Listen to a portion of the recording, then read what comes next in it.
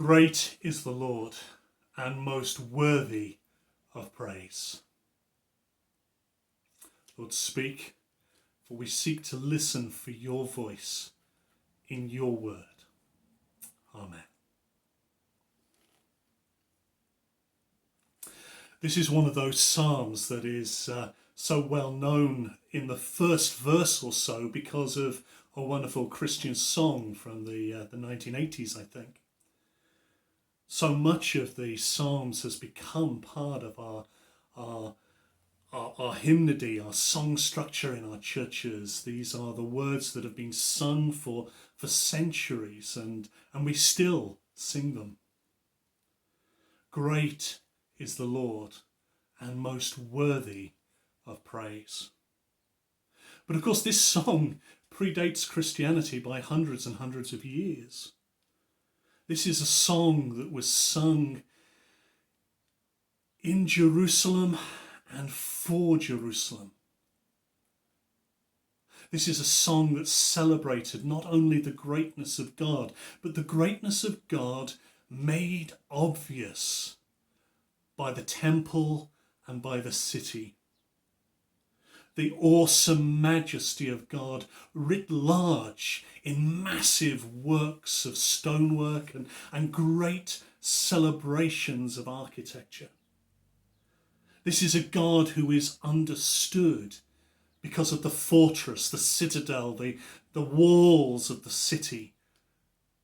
This is a God who is understood because when the enemies come, they fail.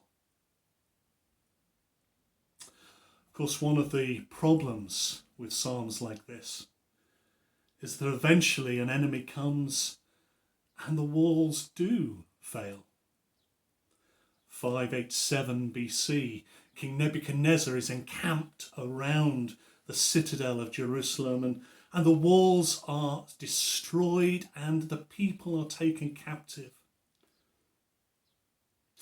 But the psalm, continues to be sung.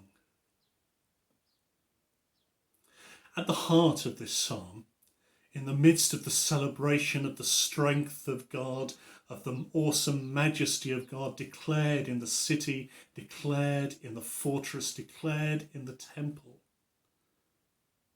we find verse 9. Within your temple, O God, we meditate on your unfailing love, your steadfast love, your unshakable, unmovable, unfailing love.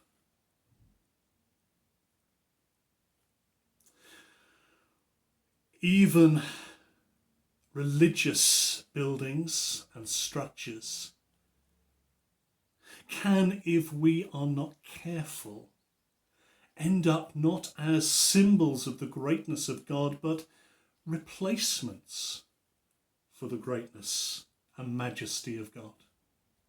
How many of our fantastic cathedrals and churches built to the glory of God end up as structures in and of themselves that cease to point, that cease to direct. You may be aware that this last weekend our government has said that some of our churches will be permitted to reopen again for private prayer. Some have commented that sounds like a very Anglican or Catholic thing to do, needing a special place to pray, and Baptists, not unreasonably, like actually all our Christian friends and believers, and my Muslim friends too, we know that you don't need to be in a special building to pray. But there is something about being in that place where prayers have been offered for so long that somehow focuses the heart, the mind, the spirit.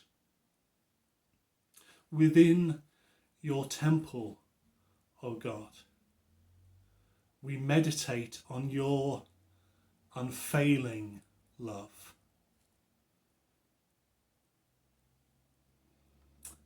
unfailing love. In a week of anger and recriminations, in a week where we have seen so many people outraged because of the way they continue to be treated, our black brothers and sisters crying out for justice, and we need to join the cry, and we need to hear the injustice and hear the pain and work for difference. In the midst of it, we can still meditate on God's unfailing love. At a time when we are seeing on the news day by day the numbers who have died through COVID-19, it sometimes needs the data to become personal. And for me this week, that was Beth, who I was at college with all those years ago in Oxford. Beth, who with her husband David led several churches through the years, who ministered to people, who demonstrated God's unfailing love to people, cruelly taken by this virus that we're still learning about, still seeking to control. When there's rioting on the streets, when friends are dying of novel disease, how on earth can we meditate on the unfailing love of God? Where is God? Where is God's love in the midst of these things? Some weeks ago I was exchanging messages with a friend of mine, and we were talking about how things were not as they should be, things were not as they could be. We were talking about the anger that we can sometimes have towards our God. And I found myself writing some words that, I don't know if you've ever had this experience, you write something and then think, wow, where did that come from? And so I kept going back to it over the last few weeks and wondering about it. And I find that I want to read to you word for word what I said then. When I am angry and disappointed at God and with God, it is important that I realize that I am angry with someone who matters and someone who does care. I'm angry because God is all loving. I'm angry because God does want good things for me, for us.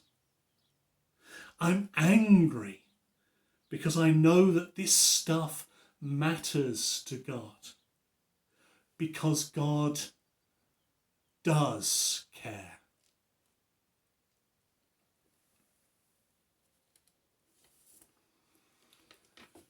We meditate on the unfailing love of God, and we rail against God, and we cry out in despair to God. And at times we cannot see the care, the love anymore.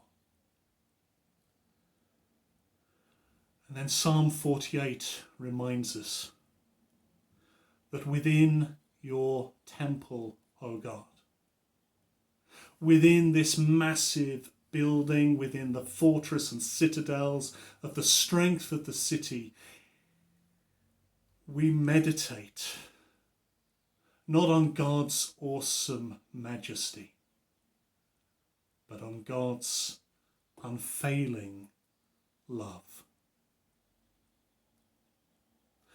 This psalm ends with verse 14.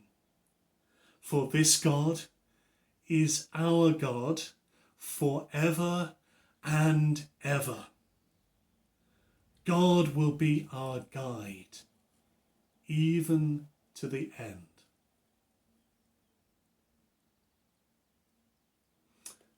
Do we believe that? On this Trinity Sunday, when we remember that God is God, Father, Son, and Holy Spirit. God who has shown God's self to be with us and for us and in us. God who has created and redeemed and who sustains. God who is unfailing love. This is our God, forever and ever.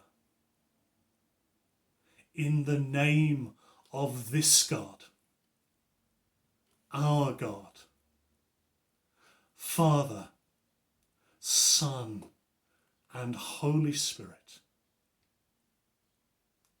we meditate on God's unfailing love. Amen.